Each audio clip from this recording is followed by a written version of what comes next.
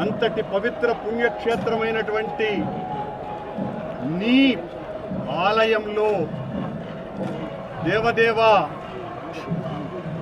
నీ అన్న ప్రసాదాలలో అత్యంత పవిత్రమైనటువంటి లడ్డూలో కళంకితమైనదని కలుషిత రాజకీయ మనస్కులు అత్యంత దారుణంగా ప్రవర్తిస్తున్నారు.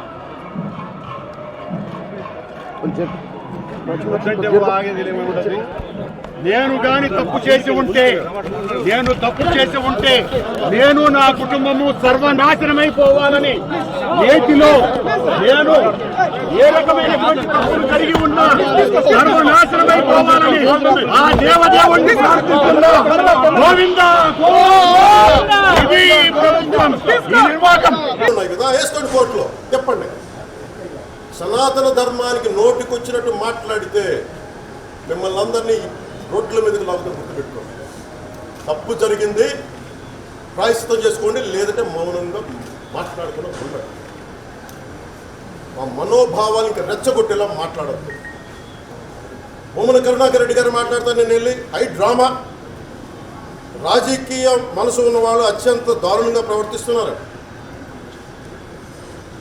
లడ్డు కలుషితమైంది అంటున్నారు. కల్తీ నెయ్యితో తప్పు చేసి ఉంటే సర్వనాశనం అయిపోతాం, రక్తం కట్టుకొని చచ్చిపోతాం. మీ నాశనం మొదలైంది. రెండు రోజులు అది భగవంతుడికి వదిలేస్తుంది. వైవి సుబ్బారెడ్డి గారు విచారణకి రావాలంటే రికార్డులు ఆయనకి ఇవ్వాలండి. మీరు ప్రభుత్వంలో రికార్డులు మాకు ఇచ్చారా? మాకు ఏం మాట్లాడుతున్నారు మీరు? మీరు కూడా విచారణకు సిద్ధంగా. అసలు ఈవో ధర్మారెడ్డి గారు ఆ మనిషి గాయకుడు, ఈరోజు దాకా లేడు. ఆయన ఈరోజు దాకా మళ్ళీ కనిపించాల. ధర్మారెడ్డి గారు నేను మమ్మల్ని చూశాను. ఆ రోజున నేను దర్శనానికి వచ్చినప్పుడు మీరు అందరూ ఎలా ప్రవర్తించారో నాకు తెలుసు, నేను చూశాను. తిరుమలని ఇష్టారాజ్యంగా చేశారు, అది వ్యాపార కేంద్రంగా చేశారు, ఆధ్యాత్మిక కేంద్రం నుంచి పర్యాటక కేంద్రంగా చేశారు. అది ఇదే మీరు మక్కాకి వెళ్తే ఎలాగే ప్రవర్తిస్తారా? మీరు ఒకసారి మక్కాను చూసి నేర్చుకోండి. ఇస్లాంని పాటించే ప్రతి ముస్లిం ఎంత పవిత్రంగా పాటిస్తాడో చూడండి. అక్కడ అథారిటీస్ని అడగండి. ఒక చిన్నపాటి